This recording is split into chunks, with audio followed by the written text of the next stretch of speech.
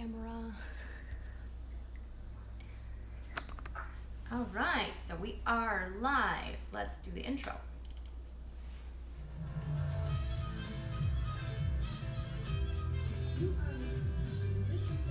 Podcast with Vera Wang. Tune in for your insight into a professional musician's life and awesome new music.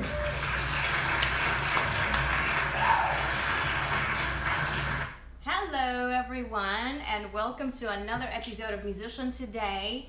We are here today with another amazing artist who I have been inspired by for so many things that I've watched her do, and she is a pink violinist. So our today's guest is a hot pink violinist who has performed with acts like the Chainsmokers, the Jonas Brothers, and the Sigala, and has opened for Steve Aoki, Diane Ross, Neo, Flo Rida, Jennifer Hudson, and others. And she toured with the Trans Siberian Orchestra too. So you can find her on her social links at sarahcharness.com, at YouTube /Sarah Charness, at Instagram at Sarah Pink Violin, at Facebook /Sarah Charness, at Twitter at Sarah Charness as well. And she hails from New York as an electronic violinist, and she creates a singular blend of music that straddles the world of classic, pop, and electronic dance music, EDM. Her vibrant, physically thrilling live performance continuously captivates audience as she performs on her signature hot pink 6-string Viper violin. In 2015, she released her first track with Disco Killers, We Came to Party, which reached number 48 on the Beatport Hot 100 Electro House chart. As a follow-up single with the Disco Killers, they released and a British pop singer, Jim Cook, they released Grip, which received international recognition. As a soloist, Sarah has toured North America with the American progressive rock band, the Trans Siberian Orchestra. In 2015, she headlined at the Summer Experience Music Festival in Cape Town, South Africa, and she appeared in the feature performer during the New York Knicks halftime show at New York City's Madison Square Garden, the Chicago Bulls halftime show at the United Airlines Arena, as well as on the runway during Mercedes Benz Fashion Week. And she has appeared on the Today Show and in NBC Nightly News, with print features appearing in DJ Times, Grains New York, The Daily, The International Musician, and others. In 2014, her signature bright pink violin was the lead-in theme introduction into the boxing on ESPN Deportes. I'm sorry, guys. It's so amazing, I can't say it anymore. In addition to a multitude of performances in leading nightclubs around the world, she also performs at Radio City Music Hall and Carnegie Hall in New York City, the John F. Kennedy Center for the Performing Arts in Washington, D.C., the Chicago Theater in Chicago, Massey Hall in Toronto, and the Prague Opera House in the Czech Republic. Wow, what an amazing, amazing resume. So welcome, Sarah Charness, the one and only hot pink violinist. Woohoo! Thank you so much for having me. I so appreciate it. Well, it's our pleasure. We're so excited to chat with you. How are you doing today? I'm doing amazing. I'm back in New York after quite a little bit of time off, and I'm so happy to be getting running again in the month of September. So very, very excited to be back at it. Yeah, amazing. So right away from the top of our list here, where did the pink violin idea come from? Well, it's actually a long story. I met, the pink violin is actually made by Mark Wood, yes, who I'm sure a lot of your listeners have heard of and know. And he came, to do a demonstration sort of at our music camp to do a performance. I went to Greenwood Music Camp over in the Berkshires, and he took out all these Viper violins that I thought were pretty fantastic. And given I was only 15 years old, when it was time to pick a color, I picked hot pink, of course. Yay. So ever since then, I've been with this hot pink Viper, and I sort of, really just fell in love with it, and it sort of became its own character in a movie. So since then, that's the story of it. it's really just a very old instrument now, although it doesn't look it. They hold up extremely well. Oh yeah, amazing. It looks brand new. It does. They look brand new. That's so fantastic. I'm saving up for my Viper too. I want a 7-string one because I want to record a bunch of tracks on it. So that'd be awesome. Amazing. It's a great idea. Great idea. Yes, love it. So love it. Right. So, did you begin your education through classical training? And Yes. And how did you come out into like electronic dance music from all of this? No, that's a great question. Nothing happened overnight. I started out Suzuki violin, just like a lot of other people do. I was about 4 or 5 years old when I started, and really I was classical all the way through college. I mean, I went, to school and did an undergraduate degree with a violin performance major.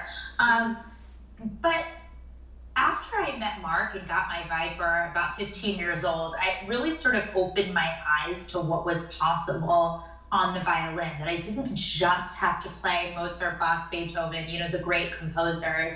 On my instrument, I could be doing other things as well. So there was a gap that was bridged in terms of what I was listening to on the radio and what I was listening to on my iPhone, or I guess you could say Discman or Walkman back then, yes, and what I could actually do on my instrument. And so all of a sudden, it was like connecting two wires together. I realized that, oh my gosh, well, I can actually play this stuff. I don't just have to be doing the great composers of 400 years ago. Not that that's not wonderful, it is, but it just sort of opened up a new world to me. And that's when I started realizing and playing around with beats, playing around with sounds, playing around with how my instrument could carry in these different genres. That's amazing. Yeah, it's like when you get that inspiration and you see the world of possibility, there's just no going back, is there? Oh, 100%. It's like all of a sudden you're walking around with blinders on and you take off the glasses and you can see. Yeah, it's sort of that experience. That's fantastic. Well, why don't we have a listen to one of your recordings? Hello, everyone. So why don't we listen to What You Need, okay? And then you can tell us a little bit more about how it was made. Okay, sounds good. All right, here we go, guys.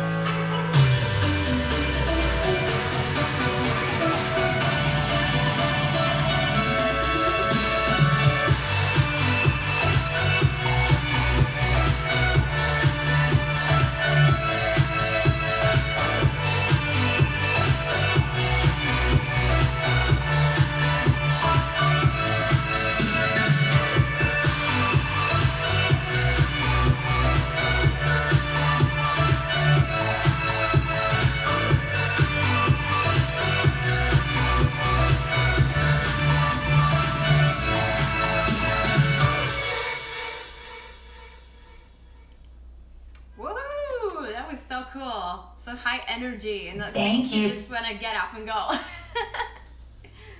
Thank you. So, would you say this was a collaboration? Oh, I'm sorry. I just lost you for a second. Say that one more time. Sorry. Was this a collaboration with a DJ? So this is actually my own track. Oh, nice. I obviously had some help producing it because I'm really not a producer. I don't try to pretend that I am an amazing producer. But I did have some help with the production here. So this one was not a DJ collaboration. This was just my own track. That's amazing. But I really wanted to put out a track that could sort of feel at home in the dance genre. And that sort of could be played at a party and really work. That's fantastic. Well, it definitely does that. Makes me want to party right now. Yeah, that was really what we were going for at the time. And I can hear the violin very clearly, actually, at the very beginning. So yeah, it's a nice, sweet tone to it. Yeah. Yeah, we ended up, the violin is actually both in the verses and in the choruses. It's just that we added a lot of effects to it in the choruses to sort of give it a more synthesized sound. Obviously, because that's really what you're hearing in a lot of those dance music drops, or those very highly synthesized sounds. And all we did was blend a synthesizer with the sound of the violin to create that sort of chorus drop. That's amazing. I'm just getting into all the synthesizers right now. I got a pedal that I'm learning how to use. Oh, very the pedal. Yeah, I know. Yeah, they're great though. So they're really, really great. Yes, that's true. So, your performance is so high energy, and when you move, it looks like you're a trained dancer. Do you have any dance training at all? So a little bit. I danced all through not even high school. I want to say I danced up until high school very seriously. I did ballet. Oh.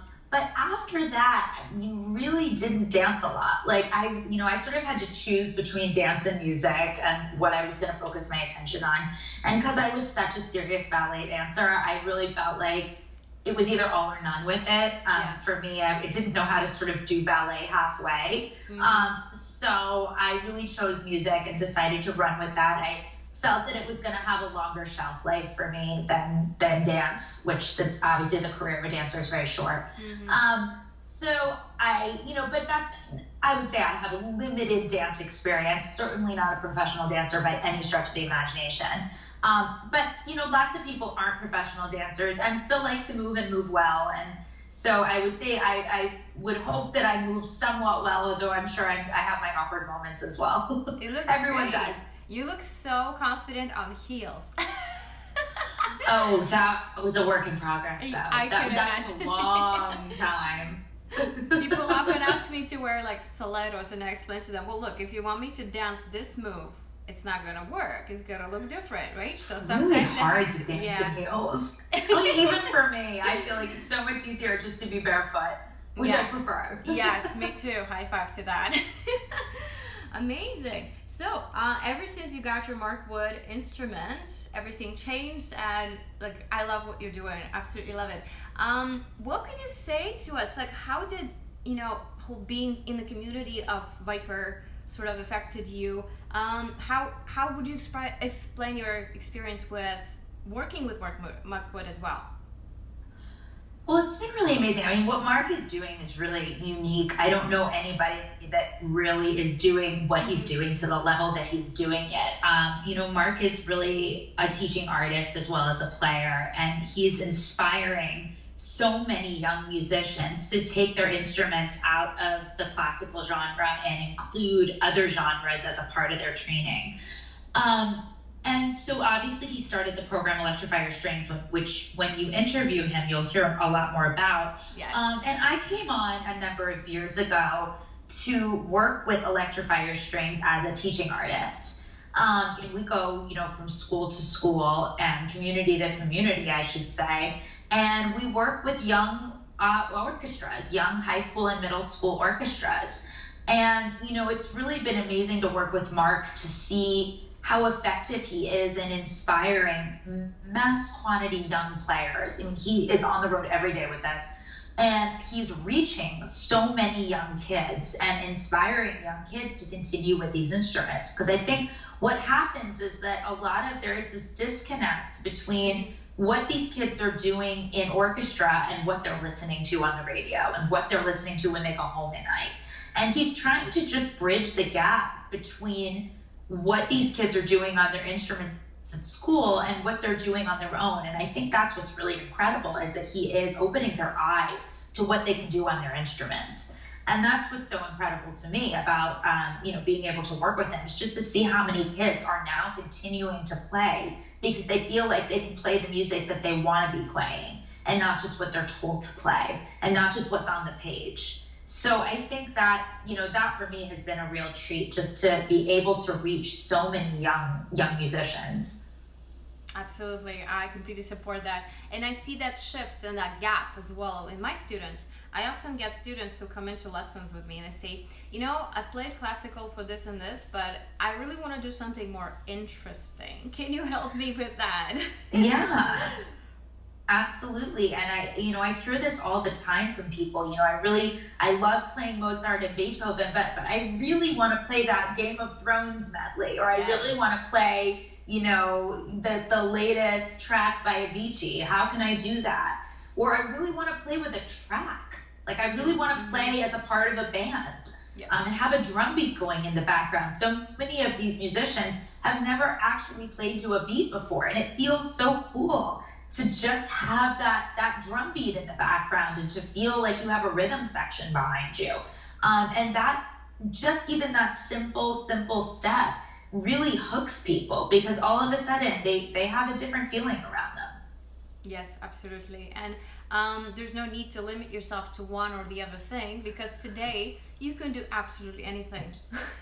Absolutely. And it's, where we are with technology too, is that we're so much more exposed at such a young age. And also our laptops can be our rhythm sections. We are so lucky to have all of these computer programs right at our fingertips.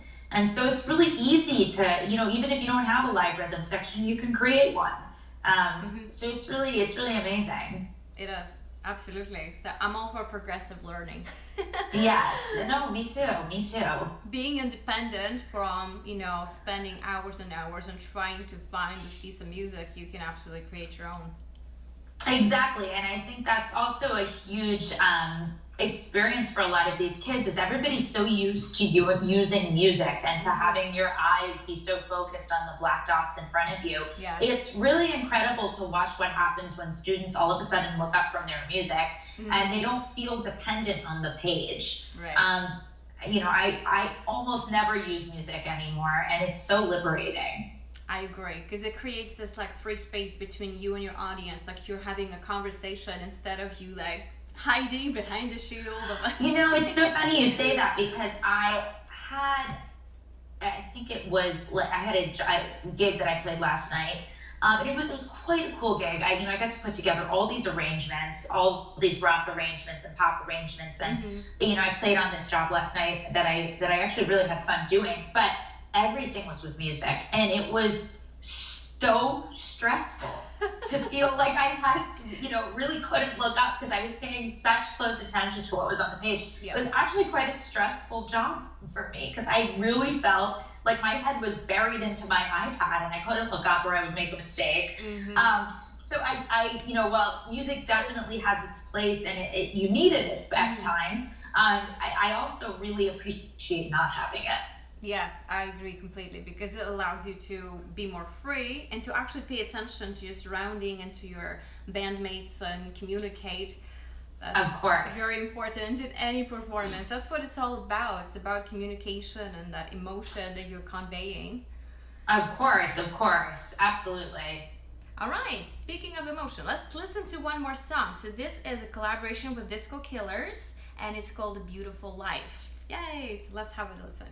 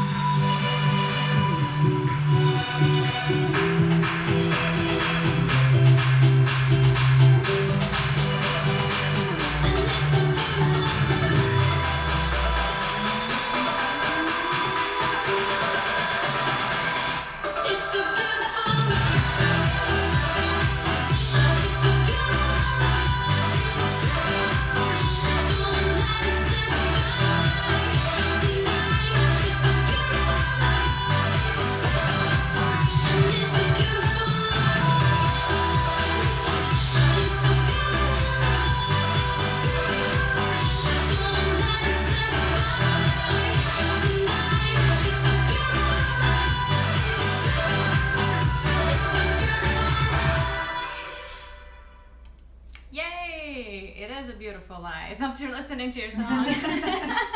So how would you say you approach a collaboration? Is the track made before you hear it, or do you guys make it together and then you decide? No, very, very good question. This track actually went through a number of different edits and phases. And the way we actually did it is we started with the instrumental aspect of it and then added the vocals afterwards. So we did it sort of backwards. So the instrumental part of the track was created very, very basic, like ideas and themes, and was recorded. All the violin parts were recorded. The drops were the violin. So everything was kind of created, and then we left space for the verses for the vocals. So that's kind of how a track like that comes to life. But it did go through a number of different edits and different passes to get to this kind of finished product. So it's with great difficulty that you approach a track like this, because how do you fit all of these different people and these different sounds into one space? I agree. Actually, it's funny you say that you say it's backwards. To me, I think it's actually the right way. Depends which genre you're working on. Like if I'm writing a symphony, clearly I'm gonna sit down, write down every single note on the page, so that from beginning to an end, that's one thing. But if you're working on something like this, I feel it because I'm an instrumentalist too, that if I have vocals, they come secondary to me. So I do the same thing. I first have a structure in my head of what I want to do with the instruments, and then I add the vocals, even if they sort of take over later, but first they're just there for kind of like the flavor to color it a little bit. Yeah, no, I mean, I think that, every process is different, and every track kind of goes through its own unique process depending on where you're starting from, whether or not you're starting with a simple theme or melody or idea, or whether or not, you work with a vocalist that says, oh, I have great lyrics, I want to work with these. What do you think of this melody? So I think in a way, every track is really unique in that way. Yeah, absolutely agree. It really depends what you're working on. So there is no backwards thing. I think it's all right. I guess it's really no backwards or forwards. I guess what we're saying is that, I guess really it is everything is unique, and every process is unique depending on how it's going. Generally, with a lot of DJ tracks though, what you do find is that the track is kind of made first, and then they'll leave space for a vocalist to kind of write on that track. Generally, that's the order that it goes in, but it doesn't have to go that way. It can go backward. It just totally depends on the track and how it's being worked on. Absolutely agree. Well, so being so busy as you are, and performing full time, and teaching, and being a mom, do you have any tips for us on how you manage your day? Like, how much time do you spend on practicing? How much time you spend on social media and things like that? I know it's a big question, but just like... No, it's a very... let's just say, first of all, I don't even know if I'm one to give advice on this, because I'm not sure how great I am at even doing all of these things at one time. But I can tell you what I do, and I would say everything happens with great difficulty. There are days where I get nothing done because I'm being a mom. I can say that there's days where I work all day and spend no attention to social media, and there's days where I sit on social media for half the day and get no practicing done. So there's all sorts of things that happen, or all sorts of combinations that happen. But what I do try to do in general is I try to leave some time in my day for working on music, working on whatever it is that I have to put together for the shows that I have coming up. So I try to take each week and say, okay, what do I have this week? What do I need to work on, and what do I need to accomplish? What social media goes with what I have that week? And try to kind of plan it out in advance. Like, what do I need to promote that week? What do I need to accomplish that week? What do I want to try to drive attention to on a specific week? And I try to kind of just go week by week instead of day by day, if that makes sense. And I try to look at the week as a whole, because I'm not going to accomplish everything every day. It just doesn't happen for me. I have too much going on. But if I try to kind of create weekly goals, I find that it's much easier to meet everything if you're looking at it in a broader perspective than saying, okay, I have to get everything done today or I'm not successful. So that for me has been helpful, and it gives me a little more flexibility. And of course, things come up, and you have to realize we're all human beings here. We're not machines. We have to leave time for ourselves as well.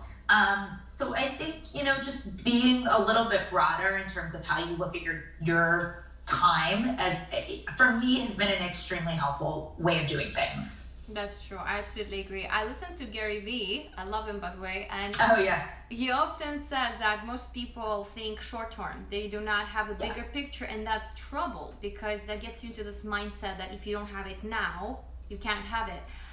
So building long term is really important. So like weekly goals, monthly goals, far more important than the daily goals. Daily goals. I'm like, I never meet my daily goals. They just don't happen. I know. I have like daily 20 goals. things.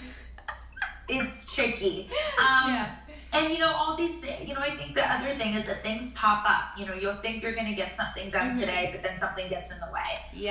Or I think, I'm going to get, 2 hours of practicing done, but then my son needs me. So, it's just important to always think bigger picture. What do I need to accomplish? What's going on?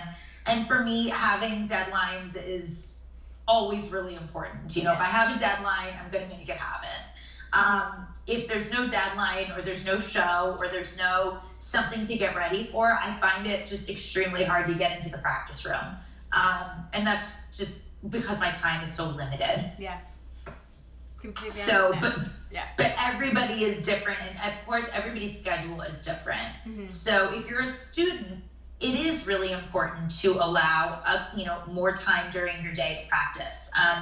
Especially if you're trying to hone your craft, if you're learning, if you're a younger player, that is extremely important. And when I was a younger player, I did do that. I really spent quite a lot of time in the practice room. So I don't want to diminish that by any stretch of the imagination. As I said, everybody is different. And depending on where you are in your life and in your career and in your, in your journey, your practice time and your schedule and everything is going to look different. Yeah, that's true. When I was studying too, it's the same thing. 2 hours every day at least I would be in practice. Absolutely. And now it's hard, But I'm glad I did that, because it gave me a certain muscle memory at the time. And now I'm kind of, I can maximize the 15 minutes that I have to practice and do sort of the same amount that I would have to do probably in an hour if I was still a student. And so, as I said, that's why I really, really feel like everybody's schedule and journey is different, because we're all at different places in our lives and different places in our careers. That's true. But once you have the priorities, then obviously you have to commit to those in your day. And 100%. 100%. All right. Well, let's have a listen to one more. So this is a master track from December 18th titled Alpine. Yes? Sorry. It's called High Strung. The name of the track is called High Strung. High Strung. Okay, thank you. So we're going to have a listen. There we go.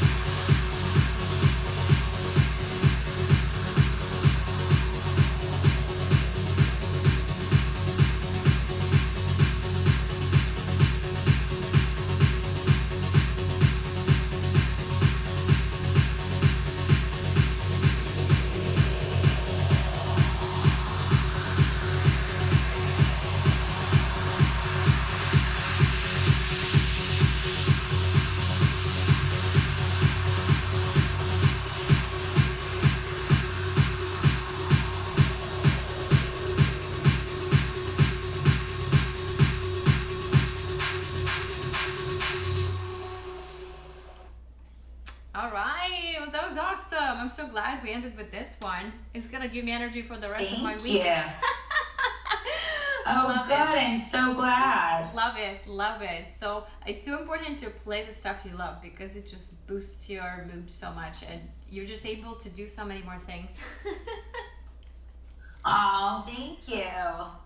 All right, so to get things moving on our show as well, I'd like to play something that is kind of like a rapid fire game that we do at the end of our show. So I'm gonna ask you 10 silly questions. And if you can, give us an answer as fast as you can. So the whole purpose of this is try to not think too hard about your answer, but sort of like the first thing that comes to your mind, right? So let's see if we can do that. We have a minute countdown. So I'm gonna get us started and then I'll read the first question to you. Are you ready? Okay, I'm ready. Okay, ready? Yes. 2, 1, and what do you like most, nightclubs or daytime shows? Daytime shows. All right, what age did you pick up violin? 5. Okay, how many violins do you own? 4.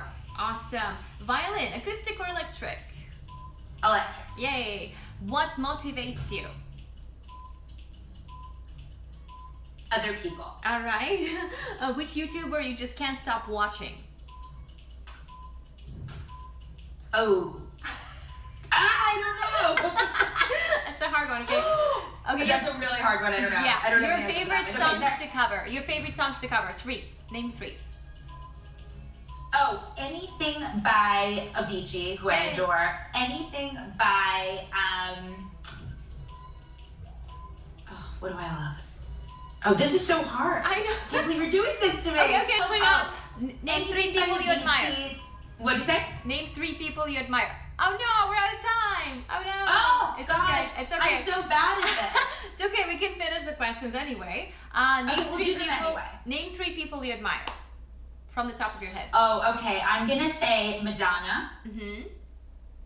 I love her too. Oh, gosh. No, I really love Madonna. Yeah.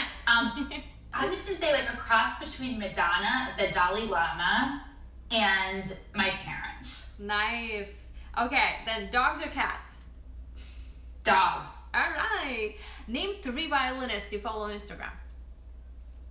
Oh, you know who I follow? I follow that Viola kid. Well, Viola. That doesn't count. I follow that Viola kid.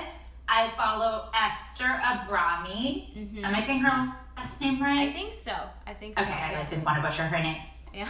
Yeah, and I follow Hillary Hahn. Yeah. Oh, and Mark Wood. I follow a lot of them. Yeah, I love all of those too. I follow a lot of really. Yeah, I love all these guys too. And actually, Drew was on the show 2 weeks ago. We had an amazing interview. Oh, great. Yeah, he's such a great, and I really love what he's doing. Yes, love it too. It's amazing. All right, so Sarah, thank you so much for making the time to speak with us today and to bring your awesome tracks that I just love. It's my new favorite thing now. Thank you so much. Oh God, thank you. I hope others feel the same way. I'm here to just make people feel good, and that's it. If that's what you can do in life, then fantastic. Yes, absolutely agree. So again, guys, a reminder: you can find Sarah on her website at sarahcharness.com, on YouTube /Sarah Charness, on Instagram at Sarah Pink Violin, Sarah with an H at the end, and Facebook at Sarah Charness, and Twitter at Sarah Charness. She's also one of the wood violins artists at woodviolins.com /Sarah Charness. I hope I got it right.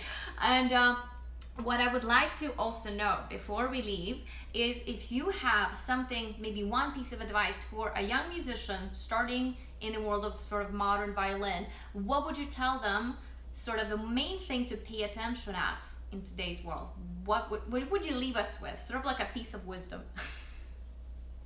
Okay, I guess my biggest piece of wisdom is learn from those around you, but don't compare yourself to those around you. You are your own person, you have your own journey, and let those around you inspire you, but not feel inferior. That's beautiful. Thank you. So right on point. Okay, well, thank you, Sarah, so much. I had such fun interviewing you today. Oh, thank you. Thank you for having me. I really appreciate it. and we'll be in touch. Yes, actually, I do like to invite my artists back so that we can sort of get an update from you, what you've been up to, what projects you worked on in the next few months. And I'm also installing updates, so soon we'll be able to see both our faces on the screen. Sounds amazing. So Can't yes, I would love to get back in touch in a few months and hear what you're working on then. So thank you so much. Have an amazing day. Can't wait to share this with everyone. Take care. Okay, have a good one. Bye. You too. Bye.